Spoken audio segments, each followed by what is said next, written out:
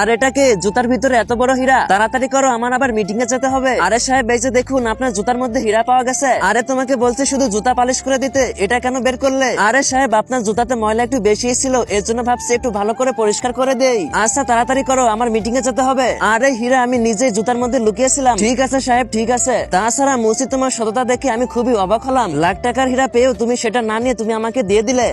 আরে সাহেব আপনার লাখ টাকার হীরা দিয়ে আমি কি করতাম, যেখানে আমার নিজের অ্যাকাউন্টে 20 কোটি টাকা পড়ে আছে। 20 কোটি? মনে হচ্ছে তুমি নেশা করেছো। 20 কোটি টাকার একটা মুসির অ্যাকাউন্টে? আরে সাহেব যদি বিশ্বাস না হয় তাহলে তোমার ব্যাংকে ফোন করে জিজ্ঞেস করো, তাহলে জানতে পারবে আমার অ্যাকাউন্টে কয় টাকা আছে।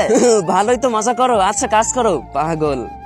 আচ্ছা একবার ব্যাংকে ফোন করে জিজ্ঞেস করি যদি এটা সত্যি হয়। বর্তমানে আমি দেখতে পাচ্ছি সবাই মেয়েদের ড্যান্স ভিডিওতে লাইক সাবস্ক্রাইব করে, কিন্তু কেউ মায়ের ভিডিওতে লাইক সাবস্ক্রাইব করে না। আজকে সেই মায়ের জন্য ভিডিওতে একটি লাইক করে চ্যানেলটি সাবস্ক্রাইব করে যাবে। রাজু একটু চেক করো তো আমাদের ব্যাংকে বল্টু মুচি নামে কোনো অ্যাকাউন্ট আছে নাকি। 1 মিনিট স্যার, আমি চেক করে জানাচ্ছি।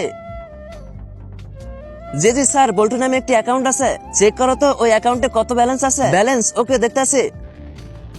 স্যার এ তো আমাদের প্রিমিয়াম কাস্টমার, 20 কোটি টাকা পড়ে আছে অ্যাকাউন্টে। কি আসলে ওই অ্যাকাউন্টে 20 কোটি টাকা পড়ে আছে?